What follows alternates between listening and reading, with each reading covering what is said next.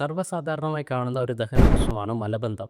മലബന്ധം ഒട്ടനവധി ആൾക്കാരെ വളരെയധികം കഷ്ടപ്പെടുത്തുന്നുണ്ട്. മലബന്ധം ഉണ്ടാക്കാൻ സഹായിക്കുന്ന ചില ഭക്ഷണങ്ങളുണ്ട്. അത്തരത്തിലുള്ള പ്രധാനപ്പെട്ട 5 ഭക്ഷണങ്ങളെക്കുറിച്ചാണ് ഇന്ന് സംസാരിക്കുന്നത്.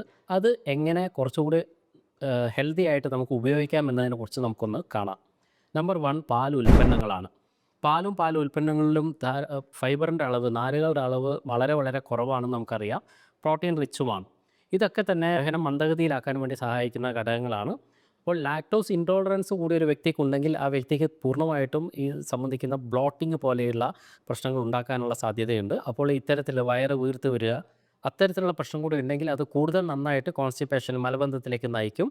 അപ്പോൾ എന്താണ് പകരം ചെയ്യുക? നിങ്ങൾക്ക് ലാക്ടോസ് ഇൻടോളറൻസ് ഉണ്ടെങ്കിൽ ലാക്ടോസ് ഇല്ലാത്ത ഓട്ട് മിൽക്ക് പോലെയുള്ള അല്ലെങ്കിൽ ആൽമണ്ട് മിൽക്ക് പോലെയുള്ള കാര്യത്തിലേക്കും ഒന്ന് മാറാൻ വേണ്ടി ശ്രമിക്കുക.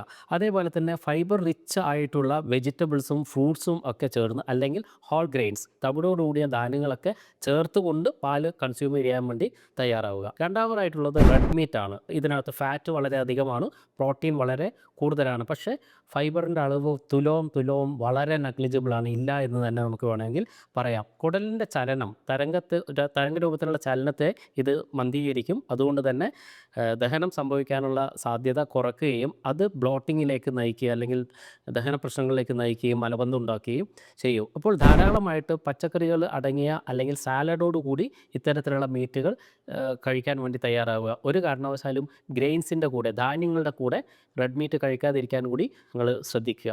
മൂന്നാമത് പ്രോസസ്ഡ് ഫുഡുകളാണ്. ടിന്നിൽ ക്യാനിലൊക്കെ അടച്ച് കിട്ടുന്ന ഫുഡിലൊക്കെ തന്നെ ഉപ്പിൻ്റെ അളവ് വളരെ വളരെ കൂടുതലാണ്. അതുപോലെ തന്നെ ഇതിനകത്ത് ചീത്തക്കൊഴുപ്പ് അല്ലെങ്കിൽ ട്രാൻസ് ഫാറ്റിൻ്റെ അളവും വളരെ കൂടുതലാണ്. ഇത് നിർജ്ജലീകരണത്തിലേക്ക് നയിക്കുകയും ഈ നിർജ്ജലീകരണം കൊണ്ട് മലത്തിന് കൂടുതൽ കട്ടി ഉണ്ടാവുകയും മലബന്ധത്തിലേക്ക് നയിക്കുകയും ചെയ്യും. നാലാമത് ബനാന. അധികം പഴുക്കാതെയുള്ള ഏത്തപ്പഴവും കോൺസ്റ്റിപ്പേഷനിലേക്ക് നയിക്കാറുണ്ട്. ഇത് സ്റ്റാർച്ച് കൊണ്ട് സമ്പുഷ്ടമാണ്. അപ്പോൾ ഈ എക്സസീവ് സ്റ്റാർച്ച് പലപ്പോഴും ദഹനത്തിന് ഒരു തടസ്സമായിട്ട് വരാറുണ്ട്. ഇത് മലം കട്ടിയാക്കുന്നതുകൊണ്ട് തന്നെ മലബന്ധത്തിലേക്ക് നയിക്കാറുമുണ്ട്. നന്നായി പഴുത്ത പഴങ്ങൾ, ഏത്തപ്പഴം മാത്രം ഉപയോഗിക്കുക. അതുപോലെ തന്നെ ഏത്തപ്പഴത്തിൻ്റെ കൂടെ യോഗട്ട് കൂടി ചേർക്കുന്നത് കൊണ്ടും നിങ്ങൾക്ക് ഈ ബനാന കൊണ്ടുണ്ടാകുന്ന അധികം പഴുക്കാത്ത ബനാന കൊണ്ടുണ്ടാകുന്ന കോൺസ്റ്റിപ്പേഷൻ മലബന്ധത്തിനെ ഒഴിവാക്കാൻ വേണ്ടി കഴിയും. അടുത്തത് തവിടില്ലാത്ത ധാന്യങ്ങളും വൈറ്റ് ബ്രെഡൊക്കെയാണ്. ഇത് വളരെ വലിയൊരു ചലഞ്ചാണ്. ഇതും ഫൈബറിൻ്റെ അളവ് വളരെ കുറവായതുകൊണ്ട് തന്നെ ജലാംശ ശരീരത്തിൽ നഷ്ടപ്പെടുത്താനുള്ള കാരണം ഉണ്ടാക്കുകയും മലബന്ധത്തിലേക്ക് നയിക്കുകയും ചെയ്യും. എപ്പോഴും തവിടടങ്ങിയ ധാന്യങ്ങൾ തന്നെ കഴിക്കാൻ വേണ്ടി തയ്യാറാവുക. ധാരാളമായിട്ട് പഴവും പച്ചക്കറികളും തവിടടങ്ങിയ ധാന്യങ്ങളും ഫ്ലൂയിഡ്സും വെള്ളത്തിൻ്റെ ഇൻടേക്കും ആഹരിക്കുന്നത് വഴി നിങ്ങൾക്ക് മലബന്ധം ഒരു വലിയ പരിധി വരെ മാറ്റാൻ വേണ്ടി കഴിയും.